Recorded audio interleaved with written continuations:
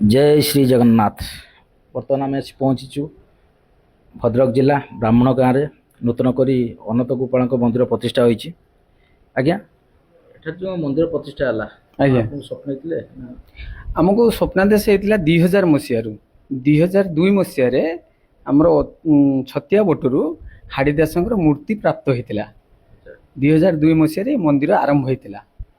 आज प्रतिष्ठा है आज्ञा 24 वर्ष लगे 24 वर्ष लगिगला मंदिर प्रतिष्ठा करने जेहेतु आर्थिक अनाटन तेणु ये मंदिर को एत आगू को लेकिन जावाई आमको सामर्थ्य ना तेणु कौन करूँ धीरे धीरे धीरे धीरे ठाकुर द्वारा कम चलती। आज केमी लगुच आज बहुत आनंद लगुच जे कि लक्ष्मी माँ मंदिर प्रतिष्ठा और अनंत गोपाल मंदिर प्रतिष्ठा बहुत खुशी लगुच जे कि जीवन में केवे मु आशा कर नथिली जे ये मंदिर मुख्य मिस्त्री हिसाब रे मु आजिर दिनटा को एमितिका देखिक अनुभव करि परिबी।